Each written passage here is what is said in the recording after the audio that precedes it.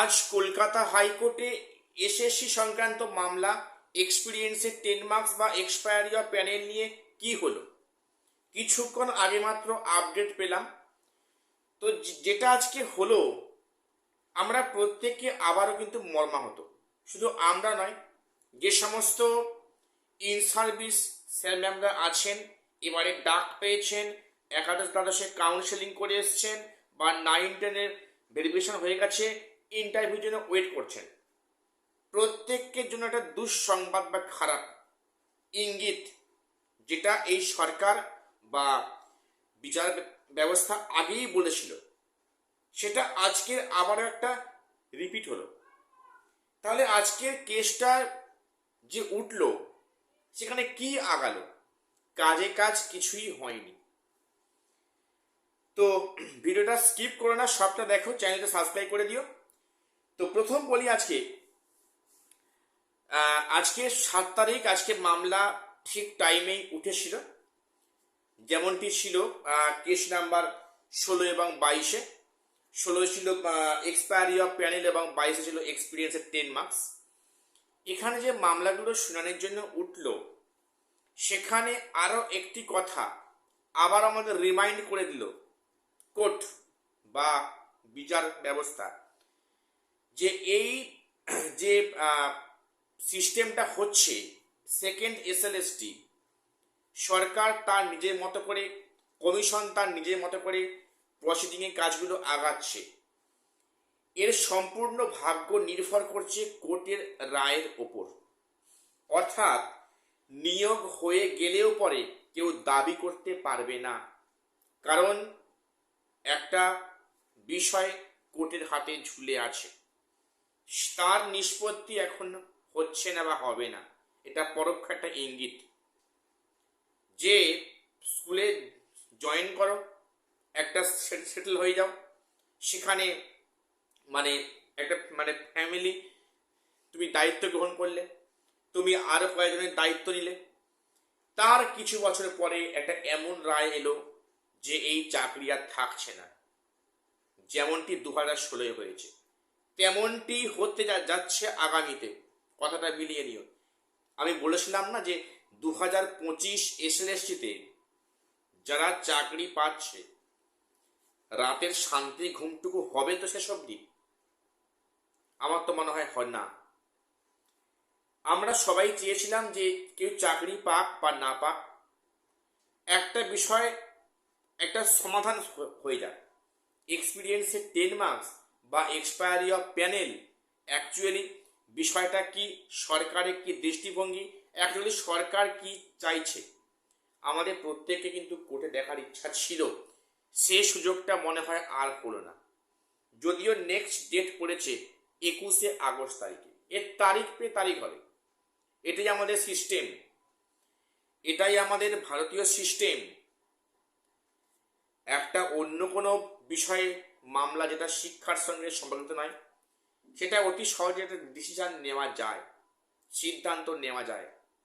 কিন্তু এই মামলাটা একটা শিক্ষা বিষয়ক মামলা, তো কাজে এটা অতটাও ইম্পর্টেন্ট নয়।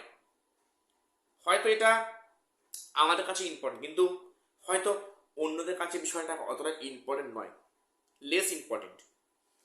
কাজেই এর ফয়সলা বা এর নিষ্পত্তি এখন আপাতত হবে না, এমনটি ইঙ্গিত পাওয়া যাচ্ছে।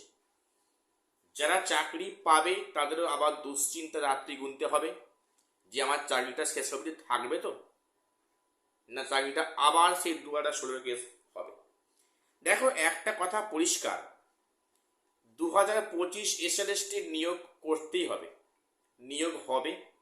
এটা যেহেতু একটা সুপ্রিম কোর্টের নির্দেশে হচ্ছে, এখানে নিয়ম মেনে, গাইডেন্স মেনে বা যেমনটি নিয়ম মেনে বলা ভুল, যেমনটি হচ্ছে নিয়োগ কিন্তু হবে।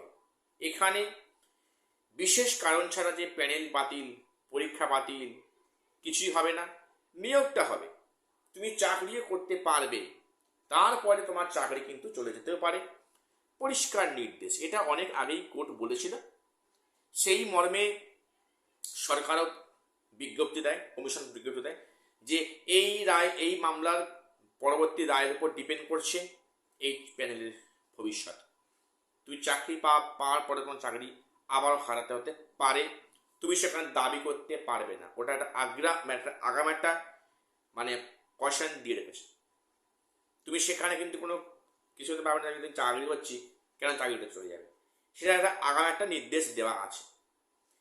তো বিষয়টা কিন্তু প্রত্যেকেই আশা হতো কি ইন সার্ভিস আর কি ফ্রেশার্স জেনারেলি চাকরি পাচ্ছেন, এই প্যানেলটা যে কোথায় গিয়ে শেষ অবধি ঠেকবে, বা এই এক্সপিরিয়েন্সের 10 মার্কস বা এক্সপায়ারি অফ প্যানেল নিয়ে কি আপডেট ভবিষ্যতে আসবে, মানে ততদিন চিন্তার মধ্যে থাকবে যে যারা চাকরি পাচ্ছেন, যে আজ কোর্টে কি হলো, কাল কোর্টে কি হবে, মানে আমার চাকরিটা থাকবে তো। এই যে ভাবনাটা একটা অনিশ্চিত অবস্থার মধ্যে একটা ইনসিকিউর ফিল করা, এটা কিন্তু আবারও এক্সটেন্ড হয়ে গেল। 31শে আগস্ট ডেট পড়েছে পরবর্তী শুনানি। আমি জানি না কিছু কাজ হবে কিনা, তবে আমরা কিন্তু প্রত্যেকে আস্থা হারিয়ে ফেলছি যে সে কি ইন সার্ভিস আর কি ফ্রেশার্স, যে সিকিউরিটি জায়গাটা কোথায় আছে।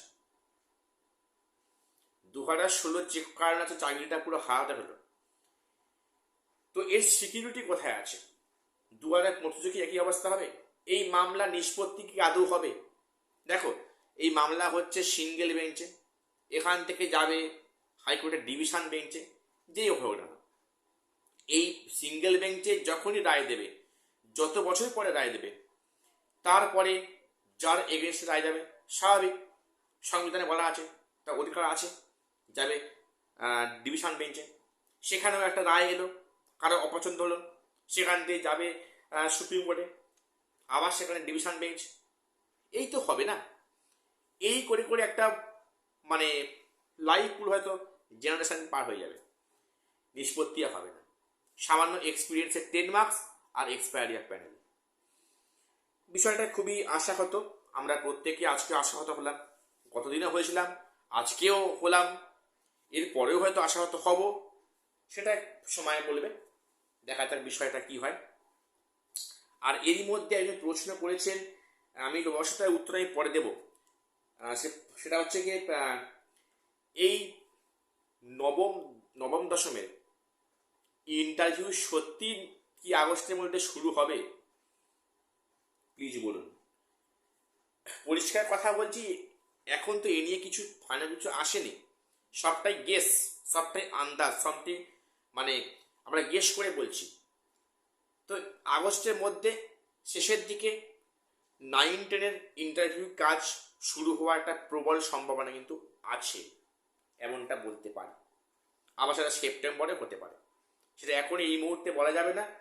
তোমাদের যার যা কোয়েরিজ থাকবে অবশ্যই আমার কমেন্টসে লিখো, আমি তার উত্তর দেওয়ার চেষ্টা করবো। আজ শেষ করলাম, দেখা হচ্ছে পরের ভিডিওতে।